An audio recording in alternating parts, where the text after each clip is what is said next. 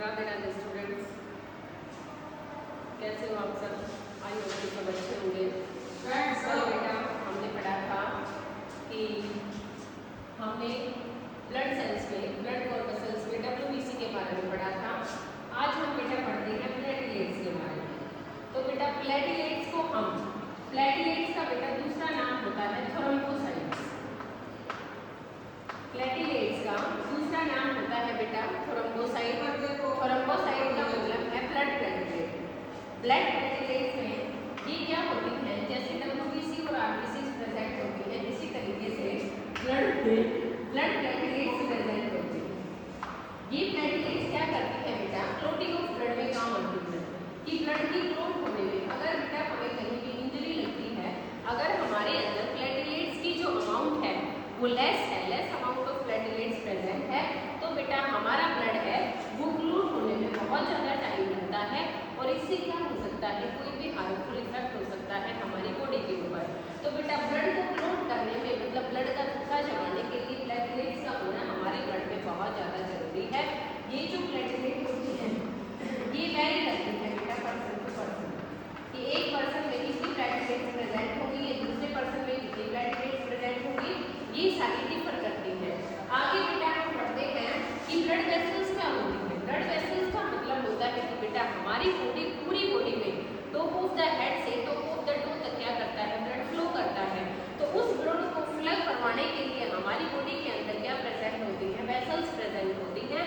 इनको हम बेटा ब्लड वेसल्स बोलते हैं, कि हमारी बॉडी में पूरे all part of the body में जो ब्लड को रन करवाएगी, ब्लड को लेके जाएंगी, वो ब्लड वेसल्स लेके जाएंगे। तो बेटा ब्लड भी क्या होता है, दो टाइप का होता है हमारी बॉडी में। फर्स्ट होता है बेटा pure blood and second one होता है बेटा इम्प्योर ब्लड।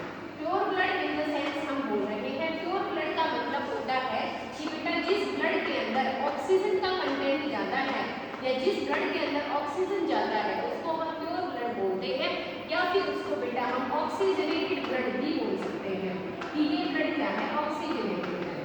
ठीक है। सेकेंड वन आता है बेटा इम्प्योर ब्लड। इम्प्योर का मतलब होता है जिसके अंदर बेटा कार्बन डाइऑक्साइड का कंटेंट ज़्यादा होता है, कि जिसमें CO2 का कंटेंट ज़्यादा हो, इस ब्लड को बेटा हम बोलते हैं डीऑक्सीजनेटेड ब्लड।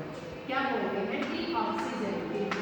डी का मतलब होता है नहीं है, ऑक्सी का मतलब होता है ऑक्सीजन और जेनेटेड का मतलब ब्लड के अंदर। तो डीऑक्सीजनेटेड का मतलब जिसके अंदर ऑक्सीजन नहीं है, कार्बन डाइऑक्साइड ज़्यादा है, ऐसे ब्लड को बोलते हैं बेटा इम्प्योर ब्लड या फिर डीऑक्सीजनेटेड ब्लड। तो बेटा ब्लड वेसल्स में दोनों टाइप का ब्लड फ्लो करता है।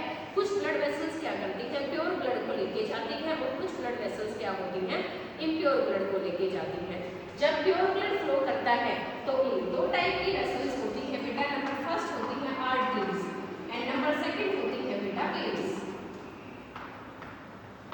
तो main two type of blood vessels होती हैं, आर्टरीज और वेन।